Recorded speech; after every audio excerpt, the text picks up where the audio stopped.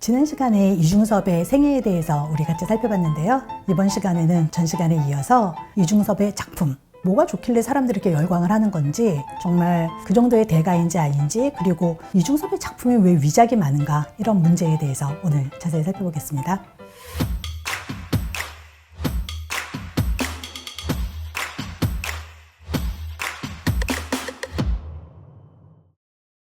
1970년대부터 이렇게 이중섭의 작품가도 굉장히 많이 오르고 그 인기가 정말 전 국민적이다 할 정도로 이렇게 올라가게 되는데, 평단에서는 뭐 두 가지로 크게 나누어서 좀 평가를 해요. 한쪽에서는 그럴만한 작가다, 요전한 천재 화가다, 이렇게 평가가 있고요. 다른 하나는 너무 이거 띄워준 거다, 사실은 그 사람 작품 그 정도 아니다, 뭐 너무 장난기 어린 그림이다, 뭐 미완의 작품, 이런 식의 평가까지 이어집니다. 그렇다면 도대체 어디에서 이런 이중섭의 신화 만들기가 시작된 것인가? 최근의 연구자들은 이중섭의 이런 현상을 신화적인 요소를 걷어냄으로써 그의 작품을 좀 더 진지하고 객관적으로 바라보는 게 필요하지 않나, 이런 식으로 의견이 좀 모아지고 있거든요. 이 신화의 출발은 많은 연구자들이 지적하는 게 바로 1973년에 나온 고은의 책에서 시작되는 거죠. 이런 내용들이 있는데, 이중섭의 그 작품 세계를 그렇게 보는 거예요. 콤플렉스? 목의 콤플렉스 이런 거, 엄마에 대한 콤플렉스가 있는, 그래서 끊임없이 그거에서 벗어나지 못하는 인간 유형으로 보기도 하고, 그 다음에 현재 우리가 이런 태도는 어떻게 보면 좀 위험하지만, 어떤 사람의 태어났던 그 기후적 요인, 환경적 요인이 그 사람의 성격과 작품에 영향을 너무 많이 미친다,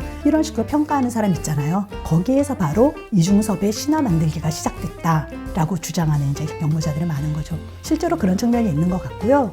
어느 정도로 그 인기가 있었냐면, 이중섭은 1970년대에는 심지어 영화로도 만들어져서 굉장히 영화가 인기를 끌었다고 하는데, 그 영화에서 주로 다룬 것은 이중섭이 얼마나 위대한 화가인가, 작품 세계를 주로 다룬 건 아니겠죠. 아무래도 이중섭과 그 부인의 사랑 이야기, 그런 걸 위주로 해서 많이 다루는 굉장히 대중적인 영화죠. 그런 영화를 만들기도 했습니다. 그렇다면 이렇게 많은 사람들이 좋아한다는 이중섭의 작품, 그의 작품의 특징이 무엇인가를 우리가 한번 꼼꼼히 짚어봐야 될 것 같아요. 그래야 우리도 나름대로 이중섭은 이런 작가야, 나는 이래서 좋아해 라고 마음 편하게 얘기할 수 있는 거잖아요. 그래서 그 작품 특징을 한번 몇 가지 짚어볼게요. 이중섭 작품의 특징으로 많은 연구자들이 첫 번째로 꼽는 건 바로 그의 회화적 특징은 선에 있다, 드로잉에 있다는 거죠. 이중섭의 작품을 쭉 보면 실제로 연필 소묘 또는 연필이 아니더라도 은지화 같은 경우 이렇게 긁어내는 그런 거잖아요. 그러니까 선에 의지하는 게 많고, 채색은 굉장히 부차적인 것이다, 이렇게 말씀하시는 분들이 많아요. 실제 우리가 작품들을 확인해 봐도 이게 맞는 얘기다라는 걸 알 수 있고요. 그래서 이중섭의 이런 선묘의 특징을 보고 그런 말씀하시는 분도 있더라고요. 이중섭 회화는 우리 동양적인 회화 이론 있잖아요. 필에게 왜 멋이 살아있는 그 필묘를 느낄 수 있는 그런 것들이 이중섭 회화의 특징이다, 이렇게 보시는 분도 있고, 또 일부에서는 이중섭 회화 특징을 이렇게도 말씀을 하세요. 우리 한국 고유의 특성을 잘 나타내고 있는데, 은지화를 한번 예를 들어볼까요? 은지화라는 건 담뱃갑, 그 은박지, 거기에 그린 거잖아요. 근데 그 구겨진 그 선을 그대로 다 살리면서 그 위에 어떻게 작업을 하냐면, 그림을 그려서 그거를 이렇게 철심으로 그리기도 하고 홈을 내는 거죠. 그리고 그 안에 잉크 같은 걸 채워서, 다시 말하면 우리 예전에 도자기에 왜 상감 기법이라는 거 있잖아요. 파내고 그 안에 다른 색을 채우는 그 기법을 그대로 이용한 거다. 실제로 그런 효과가 보이기도 하고, 또 하나는 뭐가 있냐면, 매끄러운 표면에 그린 그림보다는 마치 옛 고구려 시대의 벽화의 울퉁불퉁한 면을 보는 것 같은 그런 효과가 있다라고 지적하시는 분들도 있어요. 또 보면 그런 느낌이 들기도 하죠. 이중섭은 유화를 그릴 때도 캔버스 위에, 천 위에 그린 것은 거의 없고, 대부분이 종이나 또는 합판 같은 그런 것들 위에 그렸는데, 물론 그렇게 그릴 수밖에 없었던 환경적인 요인이 있기는 해요. 우리가 이중섭의 삶을 살펴보면서 그가 굉장히 좋고 안락한 환경에서 그림을 그렸던 건 전쟁 이전에 젊은 시절의 작품들 뿐이고, 그 이후에는 대부분 여러 도시를 전전하면서 살았잖아요. 뭐 노동자 생활도 하고, 이런 와중에서 제대로 된 재료를 가지지 못하고 작품을 하는 경우가 많았죠. 그러다 보니까 주어진 재료를 그대로 활용을 하는 거예요. 이중섭의 작품이 은박지라든가 종이 위에만 그렸다, 혹은 유화 물감이 아니라 페인트를 많이 섞어서 그리기도 했다, 이런 다양한 재료 실험이 있는데, 언뜻 생각하면 이것이 너무 궁핍한 환경에서 나온 어쩔 수 없는 선택인 것 같지만, 뒤집어 말하면 그런 환경에서도 이런 재료들을 끊임없이 실험 정신을 가지고 대했다는 거죠. 그래서 도리어 그 재료를 일부러 선택한 것만 같은 그런 효과를 주는 그런 좋은 작품들을 남겼습니다. 또 제가 좋아하는 작품 가운데 하나인데 벚꽃 위의 새라는 통영시기에 그린 작품이 있어요. 이 작품을 보면 딱 놓고 이거 누구 작품이게요 하면 이중섭이라고 말하는 분들 작품 아시는 분 아니면 절대 모를 것 같은 그런 작품이에요. 굉장히 단순한 화면이거든요. 벚꽃까지 새가 앉아있는 그리고 꽃잎이 후루룩 이렇게 떨어지는 굉장히 서정적인 작품인데 이 작품은 물론 유화로 작품을 제작한 것이긴 한데 언뜻 보기에는 느낌, 그러니까 구도도 그렇고 작품이 주는 따뜻한 느낌이 마치 우리 전통 화조화를 보는 것과 같은 여백의미도 굉장히 잘 살아있고요. 그래서 역시 이중섭의 작품에는 우리 전통의 미감이 꽤 많이 스며 있다는 걸 느낄 수 있습니다. 이중섭 작품 이제 꼼꼼히 살펴봐도 좋겠죠. 재작년에 있었던 이건희 컬렉션 때 정말 많은 사람들이 기다린 것은 이중섭의 황소를 보기 위해서 왔다. 이런 분들 정말 많았잖아요. 이중섭 그러면 소그림 이렇게 딱 떠올리시는 분이 많을 정도로 이중섭을 대표하는 그림 중에 하나인데 이중섭은 소그림을 정말 많이 그렸어요. 이 소그림은 드로잉만으로 그린 것도 있고 완성된 작품 가운데서도 대중적으로 가장 인기를 끈 그런 작품인데요. 소는 그럼 무엇이냐? 흔히들 이 소에 대해서는 우리 민족의 모습 이렇게 해석을 하시는 분도 많고 또 어떻게 생각하면 소는 이중섭의 자화상과도 같은 작품인 것 같아요. 여러 작품에서 나타나는 울부짖는 소도 있고 달려나가는 소도 있고 이런 모습이 있는데 이중섭 자신의 모습을 담은 그런 작품이다. 그래서 더 많은 대중들이 이 작품에 좀 열광을 하는 게 아닌가 싶은데 대표적으로 골라보고 싶은 작품은 두 작품이 있거든요. 하나는 하얀 소, 우리 흰소라고 말하는 그 작품은 지금 홍익대학교 박물관에 소장되어 있는 작품으로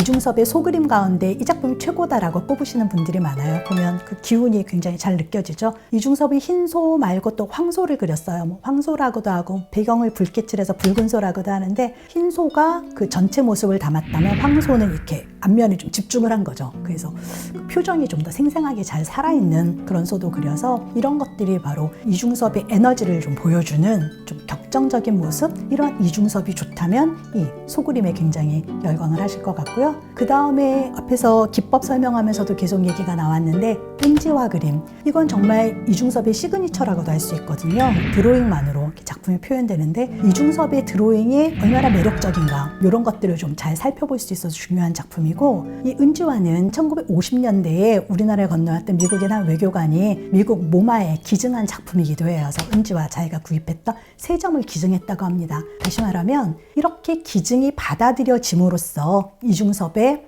이 독특한 좀 실험정신, 독특한 회화세계 이런 것들이 서구의 큰 시장에도 알려주는 좀 기여를 하게 된 거죠.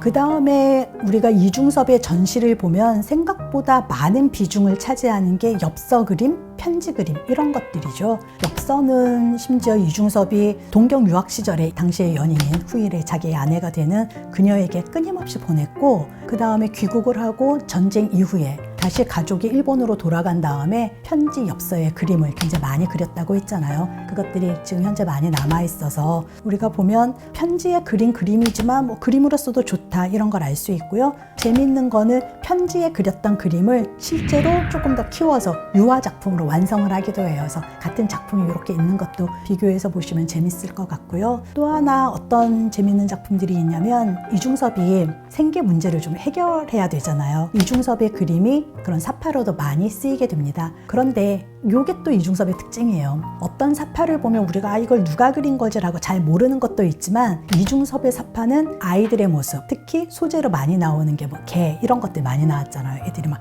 개 잡고 놀고 이런 것들이 그대로 잘 드러나 있어서 사파라는 거는 굉장히 선명해야 되잖아요. 단순하고 그런 것들이 이중섭 회화랑 좀 잘 어울렸던 것 같아요. 이렇게 좋은 사파들도 우리가 같이 지금도 살펴볼 수 있습니다. 그리고 제 생각에는 황소 그림과 함께 정말 이중섭의 좋은 작품들은 오히려 굉장히 서정적인 주제들, 그러니까 이중섭의 다른 얼굴을 보는 것 같은 그런 느낌이었거든요. 그래서 통영 시절에 주로 요 좋은 작품들 많이 나왔는데 달과 까마귀, 이 그림 보시면 짙은 배경에 노란 달 떠 있고 전선에 까마귀가 앉아있는 이런 모습이에요. 굉장히 단순한 구도인데 약간 동양화 같은 느낌도 들어요. 차분하면서도 뭔가 마음을 울리는 그런 대목이 있단 말이죠. 그래서 또 하나는 도원 도연이라는 작품이 있거든요. 동양의 이상향을 뜻하는 거잖아요. 그래서 여러 아이들이 막 어울려 있는 모습이어서 이중섭이 생각한 이상향, 이중섭의 도연은 이처럼 아이들과 가족과 함께하는 따뜻한 삶이 아니었던가 그런 생각이 들면서 또 마음을 울리는 그런 작품입니다.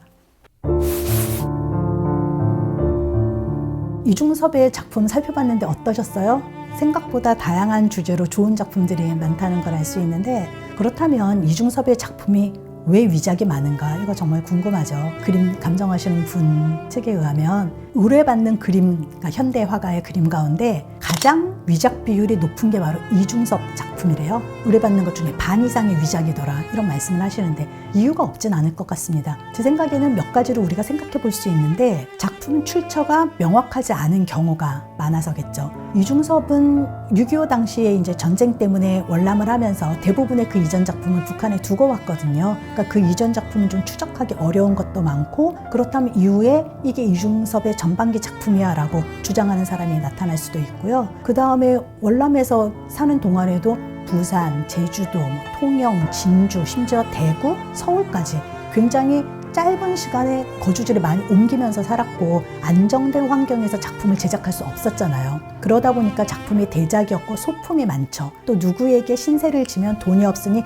그림으로 대신 그려준 경우가 많았고, 이렇게 되다 보니까 유통 경로라 그래야 되나? 그런 게 명확하지 않은 작품이 나올 확률이 좀 높은 거죠. 그 다음에는 이중섭이 이런 문제도 있어요. 같은 도상을 본인은 굉장히 더 나은 작품을 위해서 여러 번 고쳐 그리기도 합니다. 그렇다면 도상이 똑같다고 해서 이게 진품이면 이게 가짜다라고 말할 수 없게 돼버리는 거죠. 다 이중섭의 작품일 수 있는데, 위작하는 사람들 입장에서는 이거 노리기가 굉장히 좋잖아요. 이중섭이 이 시기에 똑같은 거 몇 개 그렸다라고 할 수 있겠죠. 그래서 그것도 위작의 한 근거가 되고요. 무엇보다도 그 위작을 팔아서 돈이 되니까 위작이 생기는 건데, 이중섭의 작품이 1970년대 이후로 가격이 갑자기 너무 뛰어버린 거예요. 그러다 보니까 이 위작 대열에 합류하는 사람이 많이 생기게 되고, 이중섭 작품은 대형의 유화 작품이 아닙니다. 작은 작품들이 많잖아요. 다시 말하면 위작을 하기 좋은 거죠. 현대화가 가운데서도 위작이 좀 드문 화가가 바로 김한계 작품인데, 그럴 만하죠. 김한계 후기 작품은 특히 굉장히 대형 그림이잖아요. 그리고 시간이 많이 드는 작품이에요. 그런 작품을 위작하기가 어려운데, 이중섭은 드로잉에 의존한 짧은 시간 안에 그릴 수 있는 작품이기 때문에 위작을 전문으로 하는 사람들도 쉽게 뛰어들 수 있겠다, 이렇게도 살펴볼 수 있겠습니다. 이중섭의 위작 사건 중에 가장 큰 거는 지난 2000년대 초반에 있었던 정말 대형 위작 사건이 있어서 심지어 1000점 가까이 작품이라고 나왔다가 결국에는 후에 대법에서 이건 다 이중섭계 다 아니다 라고 판결이 난 그런 사건이 있었는데, 이 사건에는 안타깝게도 일본에 있는 이중섭의 아들도 이거 진짜다라고 이제 같이 연루가 됐었거든요. 굉장히 가슴 아픈 일이고요. 이런 일이 왜 생기는 것일까? 대표적으로 이렇게 비교를 해보면 좋을 것 같아요. 작가가 사망한 다음에 김한기 같은 경우에는 부인인 김향한 여사가 작가의 작품을 김한기 미술관을 설립하면서 어느 정도 좀 자료 정리가 다 된 거죠. 그러니까 무엇이 진품이고 아닌 것에 대한 근거가 쫙 있는데 비해서 이중섭은 제대로 된 작품을 딱 모았던 제대로 된 전시관도 그 사이에 없었고, 그랬기 때문에 이런 위작기 계속 나오고 시비에 시달리게 되는 그런 안타까운 현상으로 이어지게 됩니다. 이렇게 이중섭 작품과 그 다음에 그의 작품이 위작이 많은 이유들을 좀 정리를 해봤는데, 그렇다면 현재 미국에서 열리고 있다는 그 전시에 나온 이중섭의 2점의 작품은 진짜일까? 물론 저는 작품을 직접 보지는 못했고 화면으로만 보게 되잖아요. 언뜻 보기에도 이건 좀 어렵지 않나라는 생각이 드는 것이, 필치도 좀 그렇고 한 점은 타일에 그린 그림이라는 거예요. 이중섭이 기존의 작품 가운데 많은 재료 실험을 했다고는 하지만 타일 위에 그림을 그린 것 없었거든요. 그렇다면 이건 조금 우리가 충분히 의심해 볼 만하지 않은가, 그런 생각이 들고, 전 현대미술관장을 지냈던 윤범모 선생이 오래도록 이중섭의 작품을 보고 연구도 해왔고 이번 전시에 나온 작품도 직접 보셨다고 하는데, 그분도 이거는 완전히 위작이다라고 이미 미리 말씀을 하셨다고 해요. 그래서 우리가 이런 것들은 좀 조심해서 봐야 될 것 같은데, 그렇다면 결국 이 작품이 위작 판정을 받을까요? 의의를 제기했다고 해서. 실제로 이 작품은 한국인 소장가에게서 기증받았고 받아서 열린 전시였거든요. 자신들이 진품이라고 확인을 해주고 연 전시였기 때문에 의제기가 있다고 해도 위작으로 판정받기는 조금 어려울 것 같습니다. 그렇다면 우리는 이런 작품들을 어떻게 봐야 하는가, 전문가들의 의견들 좀 열심히 들어보고 많은 작품을 보면서 스스로 좀 안목을 키워나가는 거죠. 그래서 자신의 기준을 가지고 작품을 살펴보는 그런 태도가 중요할 것 같습니다. 오늘은 이렇게 이중섭의 작품 세계에 대해서 알아봤습니다. 많은 분들이 이중섭의 작품을 좋아하시는 이유가 그 작품에 담긴 가족에 대한 따뜻한 사랑, 인간에 대한 사랑이라고 할 수도 있겠죠. 그런 마음 때문에 더 좋아하시는 것 같고요. 그런데 이중섭 작품은 그런 면도 좋지만 사실 그런 배경을 다 걷어내더라도 작품 자체로 참 좋은 것들이 많거든요. 그래서 그런 면도 함께 보시면서 작품의 이야기도 좋고 작품도 좋다, 이런 작가로 기억되었으면 좋겠고요. 현재 이중섭의 작품들은 많은 작품이 국립현대미술관에 소장되어 있고요. 서귀포에 있는 이중섭 미술관에도 또 일부 가지고 있는 것들이 있고, 개인 소장가들이 가지고 계신 작품도 많죠. 그래서 전시회 열린다면 여러분들 한번 직접 가셔서 이 작가의 위대함이 어디에 있나 직접 눈으로 확인하는 시간 가져보시면 좋을 것 같습니다. 앞으로는 제가 그림 소개 많이 하고 있지만 근현대 작가들의 전시 열리는 곳도 우리 구독자님들과 함께 감상해보는 시간 가지려고 하거든요. 많은 관심 부탁드리고요. 구독, 좋아요, 알림 설정 참여해 주시면 감사하겠습니다. 감사합니다.